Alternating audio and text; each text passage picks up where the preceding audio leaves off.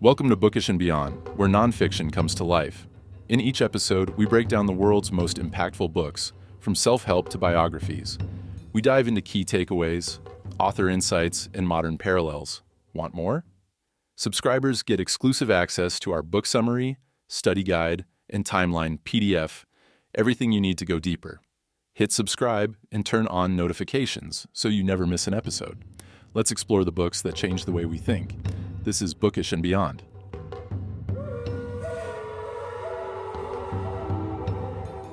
All right, so get this. We're diving into Rumi. Rumi? Yeah, Rumi, the 13th century Persian poet. Oh, wow. And Sufi mystic.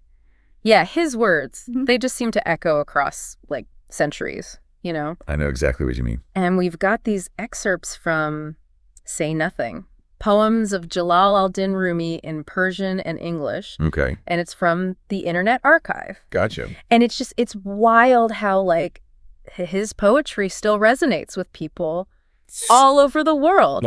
What is it about Rumi that makes his work so This is a great question. enduring and universal? I'm hoping we can kind of find that answer today. Yeah, I think part of it lies in the themes he explores, like love, longing, Right. search for meaning, and ultimately that yearning for connection with something larger than ourselves. And it's fascinating that this book, Say Nothing, is bilingual. Oh, yeah. We've got the original Persian alongside the English translations. That's really cool. Yeah. That's actually a really valuable aspect of this collection, Yeah. It allows us to appreciate the nuances of Rumi's poetry in its original language. Right. While still being able to access the meaning in English. Yeah. It's like getting a glimpse into the heart of his work. Okay, so before we get lost in the poetry itself, can you give us a bit more context on Rumi's life and his background? Yeah, Rumi was born in present-day Afghanistan, Okay. but spent a significant part of his life in Konya, which is now in Turkey. Okay. He was a scholar and theologian, but underwent a profound spiritual transformation Wow. that led him to become the mystic and poet we know today. Yeah. His work is deeply rooted in Sufism, Okay. a mystical branch of Islam. Sufism, that's something I've heard of, but honestly don't know much about. How does that connect to his poetry? Well, Sufism places a strong emphasis Okay. on a personal and experiential connection Okay. with the divine. It's less about following rigid doctrines Right. and more about seeking a direct, intuitive Yeah. understanding of spiritual truths. Right. Gotcha. You could say that Rumi's poetry is a reflection of that approach, Okay. a way of expressing those profound experiences that go beyond words. Ah, that makes sense. Yeah, So it's not just about reading about faith, it's about feeling it, living it. exactly. Yeah. And that's probably one of the reasons his poetry resonates with people from diverse backgrounds, even centuries later. Yeah. It speaks to that shared human desire for connection, for meaning, Right. for something that transcends the everyday. And then there's that intriguing title, Say Nothing. Right. Isn't that a bit ironic for a book of poetry? I know. It seems kind of counterintuitive, right? It is. It's almost like a paradox. Yeah. But if we think about it in the context of Sufism, Okay. say nothing could be hinting at the limitations of language Right. when it comes to expressing these profound spiritual experiences. Words can only take us so far. So maybe it's a nudge to go beyond the words to experience the truth directly, I think you're onto something there. to feel it rather than just intellectualize it. Yeah, and, this idea of saying nothing is further emphasized by the fact that this book features the original Persian alongside the translations. Yeah. It's as if Rumi is encouraging us to engage with the poetry on multiple levels, to go beyond the surface meaning of the words Yeah. and delve into the deeper essence that might be lost in translation. That's a really cool way to look at it. Yeah, It's like we're being invited to engage with the poetry in a more holistic way. exactly. Not just relying on the translated words, but trying to grasp the essence, the feeling behind them. And I think that's where the true power of Rumi's work lies. Yeah. It's in that space between the words and the silences, in the feelings that are evoked, that we can truly connect with the essence of what he's trying to convey. Now, you mentioned that the Internet Archive provides us with a preview of this book. Yeah. What's that experience like? It's actually quite remarkable. You can see the digitized pages, Oh. the slightly faded text. It feels like you're holding a piece of history. Yeah, It adds another layer to the experience of exploring Rumi's poetry. I bet. It must feel almost like traveling back in time. It really does. Connecting directly with Rumi's words across the centuries. And the fact that these ancient teachings are now accessible to a global audience through platforms like the Internet Archive speaks volumes about their enduring power. That's amazing. So we've talked about the context, the idea behind say nothing, even the visual aspect of the source material. Right. But let's get to the heart of it, the poems themselves. Okay. I'm curious to see how these themes translate into actual verses. Okay. What are some of the poem titles that stand out to you? Well, there are quite a few. Love is my only companion. Okay. Wake up. Wake up and look for something beyond your grasp. Or just a few.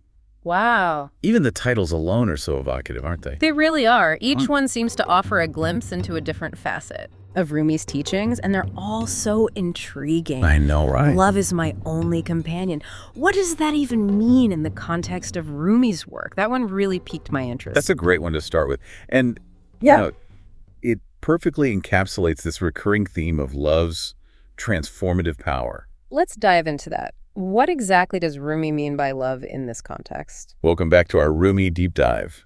So before the break, we were just starting to talk about the poem, Love is My Only Companion. And you mentioned Rumi's concept of love being transformative. Right. It kind of makes me think about that quote I've seen attributed to him, let the beauty of what you love be what you do. Oh, yeah. That's a great example of how Rumi elevates love beyond just romantic love. You know, he sees it as his driving force for all creation. Right. A path to spiritual awakening and the very foundation of existence itself. So it's not just about feeling love, it's about embodying it, expressing it through our actions. Precisely. And we can see this idea woven throughout his poetry, like in Love is My Only Companion, he writes. Love is a madman, reckless and wild, always getting into trouble. But it is also the only one who can lead us to the truth. There's that wildness again. He uses a lot of bold imagery, doesn't he? He does. Comparing love to a troublemaking madman, that's pretty striking. It is. Yeah. And that's what makes Rumi's poetry so captivating. You know, he doesn't shy away from these raw, sometimes chaotic aspects of love. He embraces the intensity, the surrender, the potential for both joy and pain that comes with it. It reminds me of something you mentioned earlier about Sufism, emphasizing like a personal experience with the divine. Right. Do you think Rumi is using love as a metaphor for that connection? I think that's a very insightful observation. Rumi often uses metaphors like wine, drunkenness, and madness to describe this ecstatic union with the divine. And those same metaphors are often applied to love as well. So he's saying that experiencing true love in whatever form it takes can be a pathway to that same kind of spiritual transcendence. Exactly. And this idea is further emphasized by his use of paradoxical language. Okay. In another poem, Look for Something Beyond Your Grasp, he writes, if you want to find the truth, you must be willing to lose yourself. Wait, lose yourself? I know, right? How can you find something by losing yourself? That's a bit of a head-scratcher. That's the beauty of Rumi's poetry. He challenges us to think beyond the limitations of our rational minds and embrace the paradoxical nature of spiritual truth. So maybe losing yourself in this context refers to letting go of our ego, our preconceived notions, our need to control everything. Precisely. It's about surrendering to something larger than ourselves. Okay. Whether that's love the divine or the creative force that flows through all things. Rumi is encouraging us to step outside of our comfort zones, to embrace the unknown. Right. And to trust that in losing ourselves, we might actually find our true selves. I love that. It reminds me of the saying, the only way out is through. Sometimes we have to let go of what we think we know in order to discover something new, something deeper. And Rumi doesn't just tell us to seek this truth. He offers guidance on how to do it. In that same poem, he writes, the way to the divine is through the heart, not the mind. Let go of your thoughts and follow your feelings. He's putting a lot of emphasis on the heart, isn't he? He is. What's the significance of that? Well, for Rumi, the heart is the seat of intuition, compassion, and connection. It's the place where we can tap into that deeper wisdom that lies beyond the limitations of the rational mind. Okay, so it's not about ignoring our thoughts altogether. It's about learning to listen to our hearts as well. About finding a balance between those two ways of knowing. Exactly. And that's where Rumi's connection to Sufism becomes even more evident. Right. You know, Sufis believe that true knowledge comes from direct experience, from feeling the divine presence within oneself and in all of creation. It's that experiential aspect again. It's not just about reading about it in a book. It's about feeling it, living it. Precisely. And that's why Rumi's poetry often uses vivid imagery and metaphors that evoke a sensual, almost visceral experience. Yeah. He wants us to feel the truth, not just think about it. It's interesting. The more we talk about his work, the more that title, Say Nothing, starts to make sense. It's like he's acknowledging the inadequacy of words while simultaneously using them to point us towards something that can't be fully captured in language. I couldn't have put it better myself. It's a delicate dance between expressing the inexpressible, using words to point us toward the silence, the emptiness where truth resides. Okay, we've talked a lot about love-seeking and the limitations of language. Yeah. But there's another poem title from Say Nothing that really caught my eye. Okay. Give Me Last Night's Wine. Oh, yeah. What's the story behind that one? Ah, yes. This poem is a classic example of Rumi's use of metaphor and symbolism to express profound spiritual truths. The wine, in this context, represents that state of ecstatic union with the divine, that intoxicating experience of merging with something larger than ourselves. So it's not about literal wine. It's more about that feeling of being completely lost in something. Exactly. Like being drunk on love or spirituality. Rumi writes, "Give me last night's wine, the wine that makes me forget myself, the wine that takes me to the other side." Wow. He's longing for that state of transcendence where the ego dissolves and he merges with the divine. And what about that phrase, last night's wine? What do you make of that? I think it speaks to the cyclical nature of spiritual seeking. We have these moments of intense connection, of feeling completely immersed in the divine. Right. And then we inevitably fall back into the ordinary, the mundane. Yeah. So this longing for last night's wine could be seen as a yearning for that lost connection, a desire to recapture that feeling of unity and bliss. It's like he's saying, I've tasted the divine and now I crave more. And that craving, that longing, is a powerful driving force on the spiritual path. It keeps us seeking, exploring, and pushing beyond our perceived limitations. So it's not just about reaching a state of enlightenment and staying there. It's an ongoing process of seeking, losing, and rediscovering that connection. Exactly. Yeah. And I think that's what makes Rumi's work so relatable. Yeah. He acknowledges the ups and downs of the spiritual journey, the moments of doubt and despair that inevitably arise alongside those moments of ecstatic connection. Yeah. He doesn't present spirituality as some kind of static achievement, but rather as a dynamic, ever-evolving process. It's a much more human, realistic portrayal of spiritual seeking than what we often see. He's not afraid to show us the messy, imperfect aspects of the journey. And that's what makes him so endearing. He meets us where we are with all our flaws and imperfections. Right. And invites us to embark on this journey of self-discovery with honesty and vulnerability. And maybe that's another reason why his work continues to resonate with people across cultures and centuries. Yeah. He's not preaching from a pedestal. He's sharing his own human experience of the divine with all its complexities and contradictions. You're right. There's a raw authenticity to his work that transcends time and place. He speaks to the heart, to the soul, in a way that few poets have been able to do. This has been such a fascinating exploration so far. It has. We've covered so much ground, but I feel like we've only just scratched the surface of Rumi's profound wisdom. Me too. And as we delve deeper into Say Nothing, I encourage you, dear listener, to keep these key themes in mind. Notice how Rumi uses language, metaphor, and imagery to convey these complex spiritual ideas. Right. Pay attention to the nuances of his expression, the way he plays with paradoxes, and the raw honesty with which he portrays the spiritual path. What a great reminder. It's not just about passively reading the words, but about actively engaging with them, letting them spark your own reflections and insights. Rumi himself emphasized the importance of direct experience. Right. So don't be afraid to question, to explore, to let these poems be a catalyst for your own personal journey of discovery. That's such a powerful takeaway. All right, we're going to take a short break here to gather our thoughts and prepare for the final leg of our Rumi deep dive. Sounds good. But don't go anywhere. We'll be back soon with more insights from Say Nothing and some final reflections on the enduring legacy of this extraordinary poet. So, before the break, we were talking about how Rumi uses all this vivid imagery, metaphors like wine and madness to talk about spiritual experiences. Right.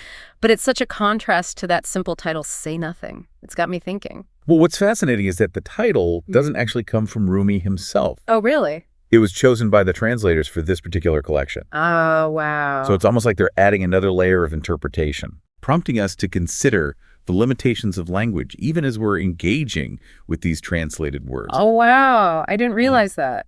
So it's like we're being reminded that even the way we frame and present Rumi's work is subject to interpretation, and potentially loss in translation. Exactly. And it makes you wonder what nuances might be lost when we try to capture these profound spiritual experiences in words, even in translation. Right. It brings us back to that core idea of saying nothing, of going beyond the limitations of language to connect with something deeper. Yeah, it's making me think about that visual aspect we discussed earlier. Okay. You know how the Internet Archive lets us see the digitized book, the original script alongside the translation? They're trying to bridge that gap as much as possible, offering us multiple ways to engage with Rumi's work. That's such a great point. It highlights how technology can play a role in preserving and sharing these ancient teachings, making them accessible to a wider audience while also acknowledging the inherent challenges of translation and interpretation. Okay, so we've explored love and longing and the paradox of saying nothing. But are there any other themes from Say Nothing that you feel like we should touch upon? There's one poem that stands out to me called My Friend, Which Is Better. Okay. And it really struck me because it tackles this age-old conflict between the material world and the spiritual realm. Rumi asks, which is better, to have 1,000 worldly possessions or to have one true friend who love you unconditionally? Ooh, that's a tough one. I think most of us struggle with that balance at some point in our lives. What's Rumi's take on it? He seems to be emphasizing the importance of genuine connection and inner fulfillment over material wealth. He talks about the world being a marketplace full of noise and distractions, and how true treasure is found in the silence of the heart. It's a beautiful reminder that lasting happiness comes from within, not from external validation or material pursuits. That really resonates with me. It's so easy to get caught up in the hustle and bustle of daily life. Yeah. Chasing after things that ultimately don't bring us true joy. It's true. Do you think Rumi offers any practical advice on how to cultivate that inner peace, that silence of the heart he talks about? Well, he doesn't give us a step-by-step guide. Right. But his poetry seems to point us in the right direction. Okay. He often emphasizes the importance of stillness reflection and connecting with nature. He encourages us to turn inward, to cultivate a sense of gratitude and appreciation for the simple things in life. It's like he's saying, slow down, look around, appreciate what you have, and the rest will follow. Exactly. And I think that's a message we all need to hear. Right. In today's fast-paced, hyper-connected world. I couldn't agree more. It's so easy to get swept up in the constant stream of information and stimulation that surrounds us.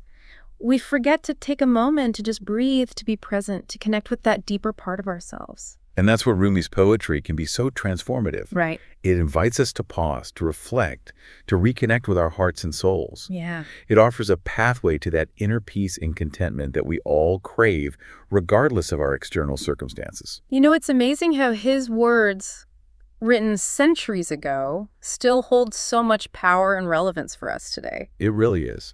What do you think is the lasting legacy of Rumi's work? Why do his words continue to resonate with people across cultures and generations? I think it's because he speaks to the universal longings of the human heart. Yeah. He addresses those timeless questions about love, loss, meaning, and our connection to something greater than ourselves.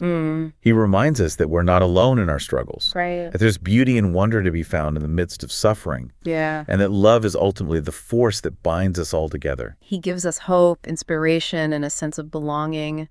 All wrapped up in these beautiful, evocative verses. And that's the magic of Rumi. Yeah. His poetry transcends time and place, speaking to the depths of our being and reminding us of the things that truly matter. So as we wrap up our deep dive into Rumi's world, I want to encourage our listeners to continue exploring his work. If you haven't already, check out Say Nothing, Poems of Jalal al-Din Rumi in Persian and English on the Internet Archive. It's a great resource. It's a treasure trove of wisdom and inspiration waiting to be discovered. And as you delve into these poems, remember that they're not just meant to be read passively. Right. Let them spark your own reflections, challenge your assumptions, and guide you on your own journey of self-discovery and spiritual exploration. Let Rumi's words be a catalyst for your own personal growth and transformation. Beautifully said. And with that, we'll leave you to embark on your own Rumi adventure. Until next time, keep seeking, keep questioning, and keep those hearts open.